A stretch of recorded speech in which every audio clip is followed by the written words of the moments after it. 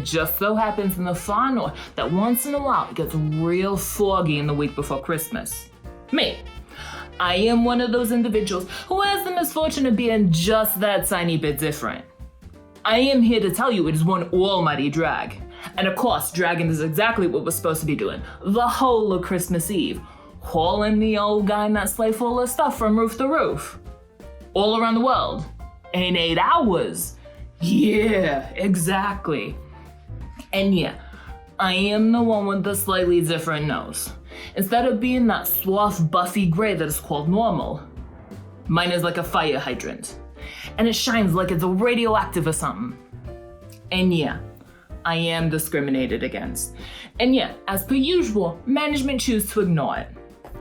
So the other 7 buckos, they make fun of me more or less the day I'm born. They call me Pateri, they call me Krasnonosy, or later on just Krasno.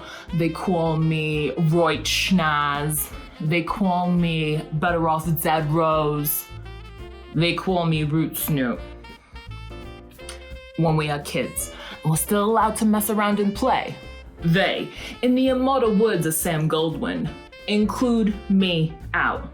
Oh, they let me join in on their games, but only when I'm bound to lose. Like with hide and seek, like with sardines. I complain like mad to the old guy and his missus. They are kindly, but they just do not get it. They make all manner of sympathetic noises and promises they'll speak to the others. But from my point of view, nothing whatsoever changes. So 6 of the 7 other buckos, they say the glow from my nose irritates them no end on Christmas Eve runs.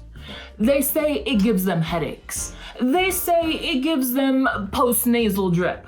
But how they figure that one out, I'll never know. The only one that does not say these things is Cupid. But as he's always speaking so quiet, they probably just don't hear him. So generally, when we're all hitched up, I'm the one right in the back, on the left, which is actually the pits. They call it the meat wagon position. And thus it goes on and on for years and years. So it comes to pass that one year, it's one of those freezing fog weeks just before Christmas, the kind that hangs around like your old hay. By the time we are due to get airborne, you cannot see more than a yard in front of you. The old guy, he's fiddling around with lanterns on poles, but they either fall off or clunk the guys in the front on the head on the times. He is getting in a real stew about it when he just happens to notice a light that is 20 yards away. The only thing you can actually see outside the workshop. And guess what? Is yours truly, and it is my Root Snoot. It's my Roy Schnaz. It isn't until the old guy gets up real close that he realizes that it's me. Then he has his light bulb moment, so to speak. So he calls us all together and he says the only way that we can get up and away is if me and my brilliant nose are up front as a guide. Well, you should hear them. The ones that are not rolling around and laughing are groaning and snorting with every category it put down. The old guy has to start shouting to get some water. And believe me, he does not like shouting. He also does not like having to put his boot down. However, this time, there is no choice in the matter if he's gonna get off the ground.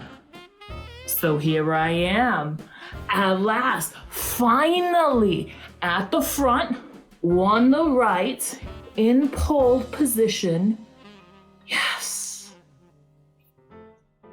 One thing I have not yet pointed out, when I get real excited, the nose gets even brighter.